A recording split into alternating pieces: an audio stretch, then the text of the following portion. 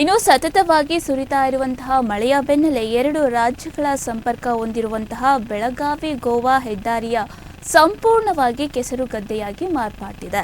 ರಸ್ತೆಯ ಈ ದುಸ್ಥಿತಿಯಿಂದ ನಡು ರಸ್ತೆಯಲ್ಲೇ ಕೆಎಸ್ಆರ್ಟಿಸಿ ಬಸ್ಸೊಂದು ಕೆಸರಿನಲ್ಲಿ ಸಿಲುಕಿಕೊಂಡಿರುವಂಥದ್ದು. ಕೆಸರಿನಲ್ಲಿ ಸಿಲುಕಿದಂತಹ ಕೆಎಸ್ಆರ್ಟಿಸಿ ಬಸ್ ಬೆಳಗಾವಿ ಗೋವಾ ಹೆದ್ದಾರಿ ಇದೀಗ ಕೆಸರುಗದ್ದೆ ಆಗಿ ಮಾರ್ಪಾಡಿರುವಂಥದ್ದು. ನಡು ರಸ್ತೆಯಲ್ಲೇ ನಿಂತ ಬಸ್, ಇದರಿಂದ ಪರದಾಡಿದಂತಹ ಬಸ್ನಲ್ಲಿದ್ದಂತಹ ಪ್ರಯಾಣಿಕರು 2 ಗಂಟೆ ಕೆಸರಿನಲ್ಲೇ ಕೆಎಸ್ಆರ್ಟಿಸಿ ಬಸ್ ಸಿಲುಕಿದೆ. ಮಳೆಯ ಅಬ್ಬರಕ್ಕೆ ಹೆದ್ದಾರಿ ಸಂಪೂರ್ಣ ಹಾಳಾಗಿರುವಂಥದ್ದು.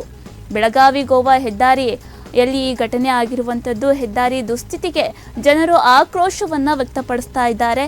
ಕೆಸರು ಹೂಳಿನಲ್ಲಿ ಸಿಲುಕಿದಂತಹ ಗೋವಾ ಮಾರ್ಗ ರಸ್ತೆ ದುರಸ್ತಿ ಇಲ್ಲದಿದ್ದರೆ ಉಗ್ರ ಹೋರಾಟವನ್ನ ಮಾಡುವುದಾಗಿ ಸಾರ್ವಜನಿಕರು ಎಚ್ಚರಿಕೆಯನ್ನ ನೀಡಿದ್ದಾರೆ ಅಧಿಕಾರಿಗಳಿಗೆ.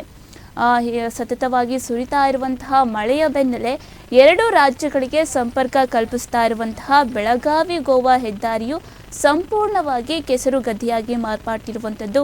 ರಸ್ತೆಯ ಈ ದುಸ್ಥಿತಿಯಿಂದಾಗಿ ನಡು ರಸ್ತೆಯಲ್ಲೇ ಕೆಎಸ್ಆರ್ಟಿಸಿ ಬಸ್ ಒಂದು ಕೆಸರಿನಲ್ಲೇ ಸಿಲುಕಿಕೊಂಡಿರುವಂಥದ್ದು. ಪ್ರಯಾಣಿಕರು ತೀವ್ರವಾಗಿ ಪರದಾಡಿ ಘಟನೆ ಇದೀಗ ಬೆಳಗಾವಿ ಜಿಲ್ಲೆಯ ಖಾನಾಪುರ ತಾಲೂಕಿನ ವರಕಡ ಗ್ರಾಮದ ಬಳಿ ನಡೆದಿದೆ.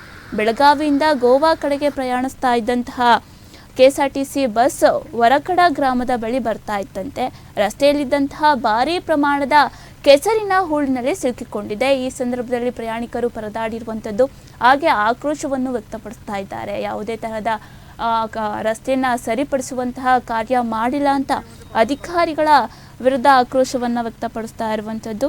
ಬೆಳಗಾವಿ ಗೋವಾ ಹೆದ್ದಾರಿ ಕಲ್ಪಿಸಿಕೊಡ್ತಾ ಇರುವಂತಹ ಹೆದ್ದಾರಿಯಲ್ಲಿ ಈ ರೀತಿಯಾದಂತಹ ಘಟನೆ ಸಂಭವಿಸಿದೆ.